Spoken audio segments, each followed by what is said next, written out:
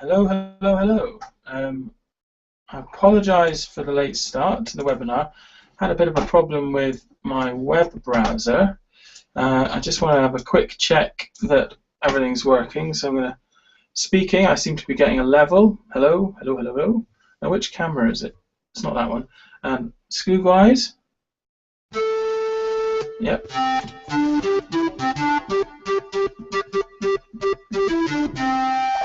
Skoog-wise, we seem to be getting a level. So that's all good. Welcome to today's webinar. It's essentially a chat through some feedback and some things that we've learned in reference to working with autistic clients and young people. Very quickly, if you're new to Skoog and new to what's about, this is a Skoog. It's a tactile USB device, which is a musical instrument. It's sensitive everywhere, and it can be customized in a variety of different ways to suit individuals who can't of different playing styles. It was originally created for children with additional support needs who were unable to access traditional orchestral instruments, but it's now being used in a wide range of different settings. But it's, the core focus has been in ASN. But today's session is specifically in relation to autism.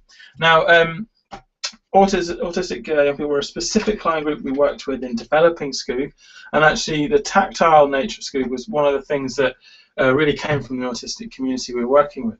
So Skoog is this squidgy cube, attaches via USB, very simple, okay? It has its own software. Let me quickly show you the software. I'll do a quick screen share, and we'll show you the software, okay? So this is the main Skoog software. Hopefully that's going to look better in a second. There we go. So you can see here, I've got feedback as to how I'm touching the Skoog through the different things. I can adjust the sensitivity, you can see here, the volume. Now I can choose different instruments just by clicking the image. Going on to the instrument selection, let's choose something more percussive. There we go. Let's do strings. Let's do a plucked guitar string. There we go. Let it load up. And you can see there's a mono button there. I can make it polyphonic. I can change the notes that are assigned to each of the sides. There we go. I go onto the note tab, and here I can use a range of preset pentatonic scales. Or I can set the notes manually myself by going user defined, click on a color, click somewhere on the keyboard. I can tune it. Okay, I can transpose. I can save, I can load, all the sorts of things you would expect from an adaptable piece of software. But essentially, the key thing is you choose it to be an instrument. Now, the original selection of instruments are kind of orchestral, brass, wood, percussion, and strings. It will do MIDI, and it will do all kinds of techie things as well. It will do sampling. But let's just focus on using it as an instrument just now. I'm going to go back to my camera feed. So if I click that, that should take me out of... Here we are. So that's the Skoog, essentially. It's a musical instrument. It's an accessible, fun way of accessing musical sounds, playing and controlling those sounds in a really tactile, human, engaging way. Now, in using Skoog with autistic young people, there's lots of different ways that that can be done. If you do have any questions, and viewers, please do use the chat or use the Q&A. Maybe we should use the Q&A app there. I'm going to start it, so connecting it in. So if you do have any questions, please do either use your microphone and we should be able to chat, or your camera, or write them into the Q&A, or give me a shout. So I was just going to go through these few tips. It was a quick introduction there to what Skoog is, this fun tactile musical instrument, customized, savable, change sensitivity, notes, instruments, all these different things. One of the things that Skoog really supports is improvisation.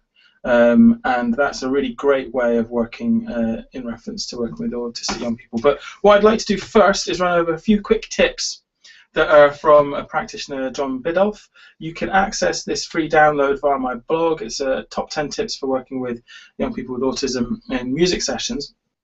And these are just some quick tips from John, who's been working in this area for many, many years, has developed various paradigms that are endorsed and accredited. And you can see all the stuff about that on the blog. But one is the first thing he says is plan ahead. So make sure you're set up ahead of time, and that is quite an important thing. Skoog is very, very quick and easy to set up, but do make sure that the software is up and running and the Skoog is connected and you've checked your sound source before the session starts, so that when the pupil comes in or the students come in, you're ready to go immediately. Okay, that's a really important tip. Another one that he says is music should be part of their life. So don't, if you can, not isolate. You know, it's great to have music sessions, but particularly if you have Skoog in the school, then make it available at different times. Let students use it in class times. Let them use it in golden time. Let them, access it when they feel the music, as it were. Sometimes we don't feel like doing things at the allotted time, and so it's good to allow them some freedom in that. And here's explore sounds, explore the sounds. Skoog gives you a great tactile interface for really manipulating sounds in different ways. Here I can adjust the parameters and squeeze away, although I'm just having a look at my software. I just want to get, yes, there we go.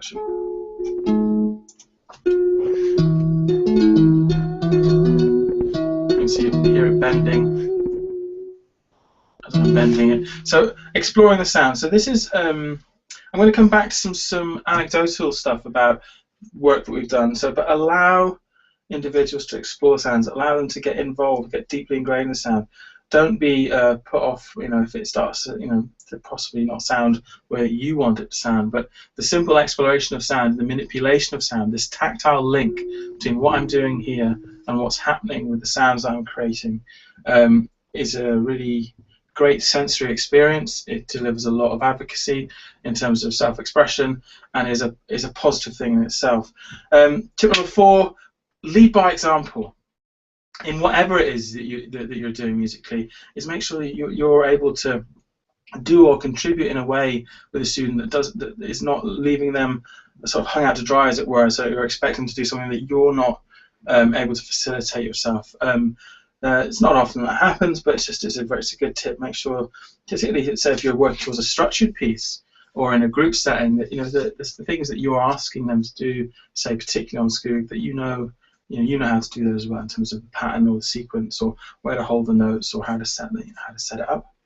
Recording your sound. So recording is a great way of allowing autistic people to reflect on what they're doing and to embed themselves in a sensory experience, and to build on things over time. The Skoog has great recording kind of facilities built in, either recording environmental sounds in to manipulate on the Skoog. Now we can talk a bit about that. So that's one thing I will go through as a case study about using Skoog with particularly hard to reach young people. And we'll have a look at that later in terms of using your own sounds on Skoog. No questions in the Q&A box yet. Let me just check the messages. No messages there either, so that's fine. I'll just plow on if that's okay with everyone, and kind of keep things going. Explore the unusual, and this I'm going to lump this in with exploring the sounds in the first kind of story or case study that we're going to talk about in a second. So we'll come back to that. And last couple of ones: let go of your preconceptions. That falls into this story as well. Another really important one: be flexible. Things will change, things will evolve.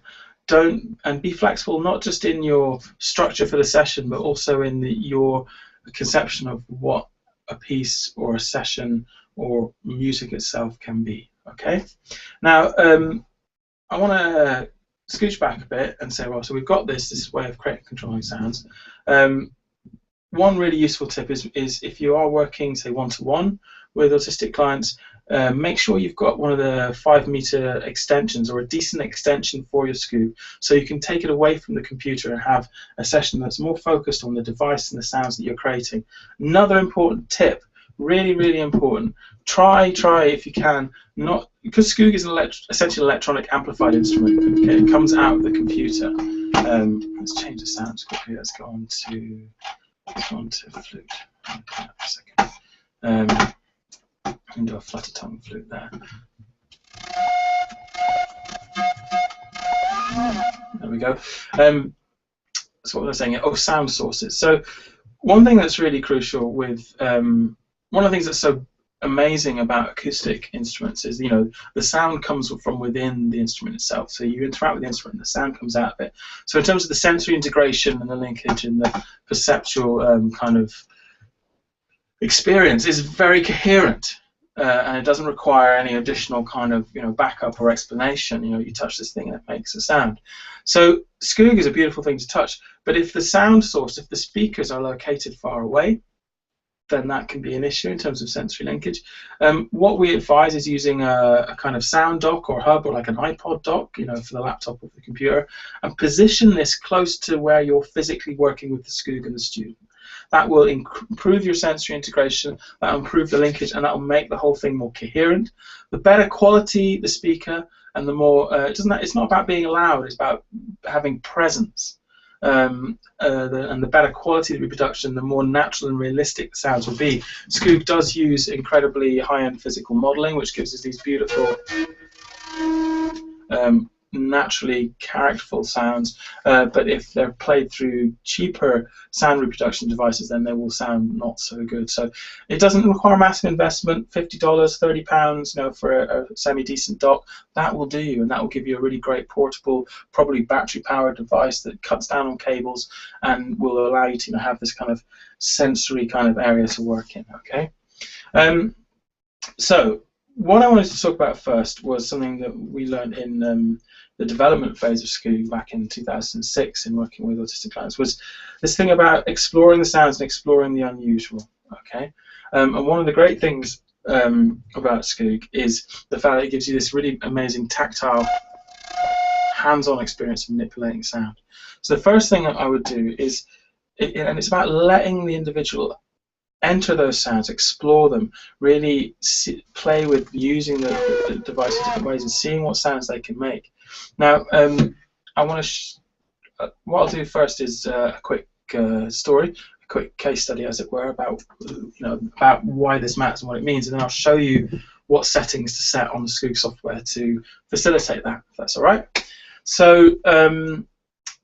We used to, in the development phase, we were working a lot with autistic groups, and we would often work one-to-one with students, and most of those sessions involved no vocal exchanges at all in terms of words between us and students, but students would come in, they would sit down, and we'd introduce them to Skoog by showing them what you could do, and we'd start to adjust settings and play with sounds, and then really it was just about exploring the physical interaction with the device, kind of.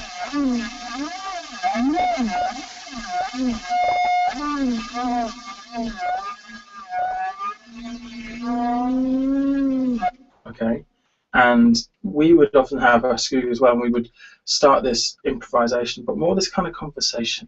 And what it was about exploring sounds, and there, it's quite wild. I'm bending the pitches, I'm doing flutter tone, these things, I'm just squeezing and doing these different sounds, and trying to be sensitive to the individual. But what it was more about is exploration. And on the story side, we'd often be in a room, somewhere in the school, and teachers would walk past, and you could see as they walked past, they would look in and be like, "What is that noise?" Because from the outside, merely sampling it as someone who's not been there as part of the session, it sounded a bit like some kind of avant-garde racket, really. But from within the session, but the sound was often so startling that they would stop, and then often they would come in and sit down and just observe.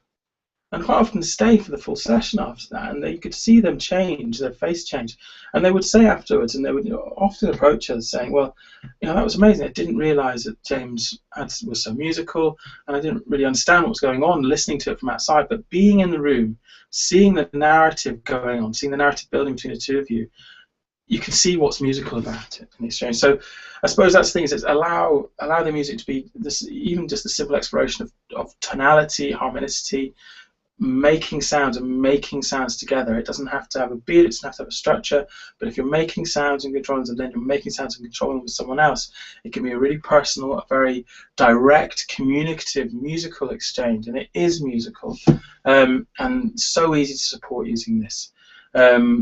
So that was one kind of thing that we built on, and it was during those sessions that we really discovered the kind of benefits of tactile interfaces in that hands-on manipulation. So that's one thing, is allow individuals to explore the sounds and give them space. musically give them space to explore. I would not just so even if you're playing with a well, maybe avoid backing tracks initially, and be about playing with the person and leave rhythmic space. Don't keep to the beat so much. Give room and give melodic room, and really allow a good long. If you're doing a call and response thing, don't be tempted to jump in when there hasn't been a response. Allow the time. Give them room. Okay, give room to maneuver, because something can take a little bit longer and a little more kind of process time, way to get around it. Okay, and explore the unusual and the different. That's another key thing. I would say with exploring the unusual, one of the tips that John gives is allow the look at the exploring the fine grain of the sounds and exploring those physically, but also doing things like taking a sound for a walk, which is great for actually sensitizing to environmental sounds or bringing those into a more playful environment. So you can with a dictaphone or a USB kind of recorder, go out and record record the sounds as you walk around the school or home, and then bring those in, drag them into the Skoog Music software, and then use them as a backing track to then augment with kind of more musical, expressive sounds. Okay, so that's just a bit on the really improvising and setting that up. So I'm just going to bounce into the Skoog Music software, and I just want to show you a couple of things that help you really open out that exploratory kind of sound control element. Okay, so I'm starting a screen share. So here's my Skoog software. Now the first thing is make sure you're on poly mode. So down here in the bottom right hand of the Skoog screen, you can see there's a mono and a poly button. If I click it there and make it poly, and then I've got a polyphonic, I can play up to 3 at a time, and that just makes it more, just gives me a wider kind of palette to play with. And the other thing to do is to turn on the more expressive parameters. So normally in basic mode with tilt twist off, I just have blowing. But if I go here and put tilt twist on high, then I get the twisting, bending sound. So enable those two things, up the sensitivity, and explore the sounds with your students or your clients. So that's the two key tips there. In terms of improvising, use the preset pentatonics, and that will help you improvise and kind of structure things together, match the sounds, do tonality, those kind of things. Let's reset the tuning on there. There we go. So that was one quick one. The second tip that I want to share with you is in relation to another case study that's available from the website, which is using environmental sounds as perceptual stimuli, as musical building blocks, as it were, to engage people who may not be interested in more traditional instrumental sounds. So this comes from some work that it was Ewan Watson, a student at Edinburgh and a Skoog associate musician. He was working at Centre Scotland, and he was working with a group of young chaps. Now you can find this case study on our website, skoogmusic.com/case studies, and it's case study 3, I think, Centre Scotland, the one that's under Sense. Now, anything you need, just email me about it, Skoog Music, and I can send you all the links and forward you all the relevant details, by the way.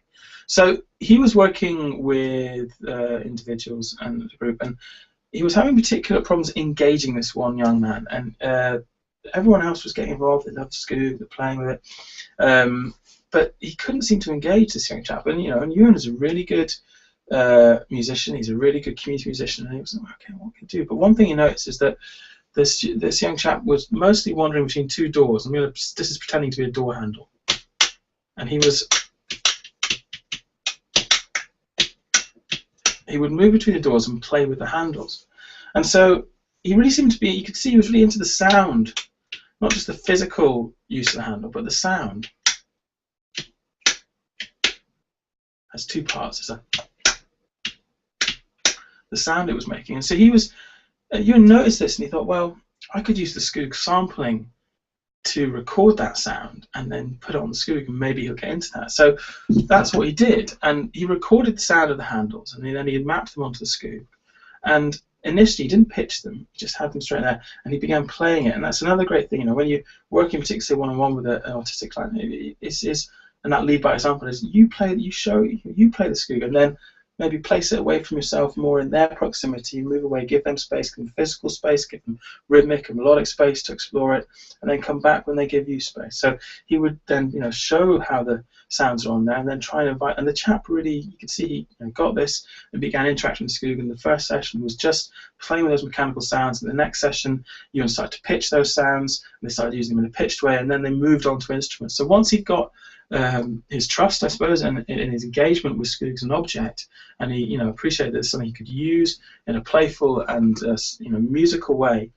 It really flew, and it really allowed him to get past his initial whatever the issues were with not interacting with Skoog, and bringing a sound that was pertinent to him, something very personal, a sound of special interest, as it were, onto the Skoog. Then that really facilitated the rest of the interaction and the music making. So let me show you how you can do that with Skoog. Okay, I'm going to go back onto a screen share, and I'm going to select my Skoog software again. So here's my Skoog software. There we go. Now here's the front panel. This, with the microphone here, is the sampling tab, and that's where we want to go. There we are. Very quickly, in terms of settings, you need to make sure that in your audio settings you have the right input device and source selected. I'm just going to use the built-in microphone, so it says built-in microphone, internal microphone. If I wanted to use something else, there are options there. There will be different options on your machine depending on what you have available to you. Okay? So there we go. Now I just want to record these kind of clunk, click sounds. These ones onto my Skoog here to simulate the handle. Now each of these is a buffer. It's coloured to coordinate with the Skoog itself, and I'm going to record. What I'm going to do here is just record one sound and then map it into the different buffers. Okay. Oh, we could do different ones. Let's just do one for now, because you can record separately into each one. Okay, but if I do one, then that shows you how to do each one. There's the button for recording. I click start. It flashes. It's now recording, and I want. There we go. Stop. There you can see the WAV file. If I click the red now, start, it flashes, it's now recording, and I want. There we go. Stop. There we go. So I can see it's that bit there. You can see the playhead, and I can edit. So I'm going to trim down to this bit here and get rid of the silence at the beginning and just get the sound. So now, just give it a bit more volume. There we go. So there's my clicking handle sound. So if I copy that to all, there we go. And I've got it on every one. Now there's different things I can do. I can do press and hold, which is when I press the Skoog. If I do it just quickly, it just plays the first part, and I have to hold it down to get the second part. Or I can do phase vocoding, squeezing.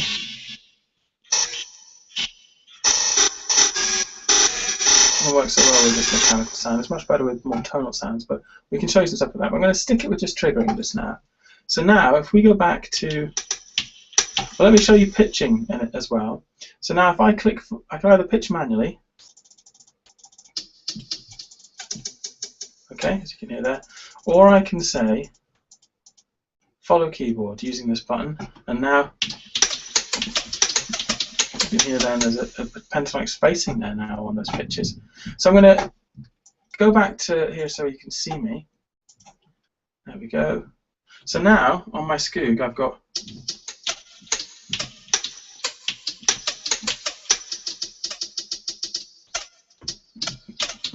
happy clicky clacky sounds that have been pitched. That's now just by playing it. Now in this instance with someone who's maybe still interacting with the door, then the first thing to do would be to duet with them. So if they're going on the door, just wait for them to respond, try to build a rhythmic narrative and try to invite them to come and use a Skoog. And then you pitch it. You can start to introduce other instruments to back and to give more context and use things that way. Really easy, really simple, and it can be any kind of sound. It could even be recordings from YouTube. It could be anything that you want that you can put in there, that you can use this to create that tactile, hands-on crafting and sculpting of sound. Something that's really easy to understand and easy to access for everyone.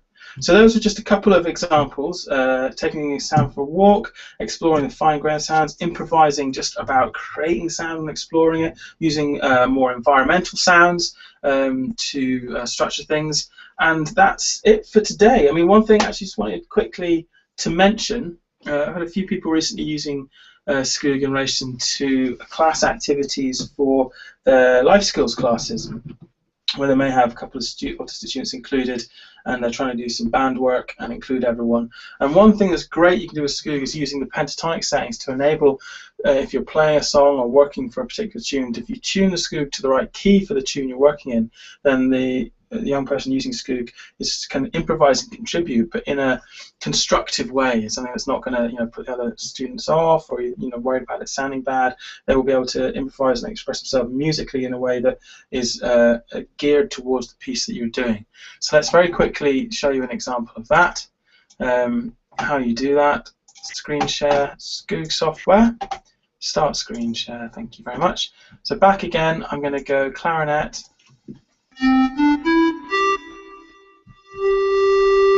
There we go, and then I want to assign pentatonic scale. So I'm actually going to go and get a little backing track. These are all available from our website. They're free. There's loads of places you can go to get all kinds of resources free on the internet. Loads of stuff on our website as well. Let's give that a bit more volume. Go. Now I need A minor for this one. That's what it's telling me on my software. Oh, let's loop it. A little bit of music. Minor. A.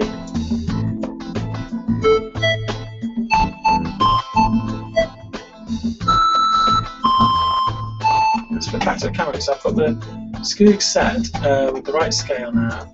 Got a bit of music playing in the background, which means now I can just explore and improvise.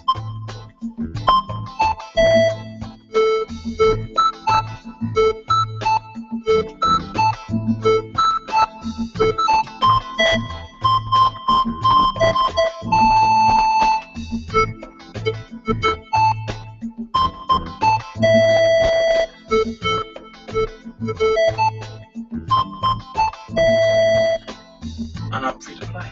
Okay, so supporting that kind of improvisation, just keying someone into a tune and then just letting them free roam with that. Great supporting improvised music therapy, creative music making, all sorts of things. You can set it to the open strings. So if you're doing cellos, GDAE, and allow the individual to contribute and experience things that way. Make music part of their lives. Music has an incredible role to play in all young people's lives, but in ASN we find that it can reach people that maybe other activities can, and Skoog is a great tool for doing that. So thanks for listening. If you do have any questions or need any help or any technical help, please email us at skoogmusic.com, support@skoogmusic.com, or ben@skoogmusic.com, and yeah, we'll see you next time.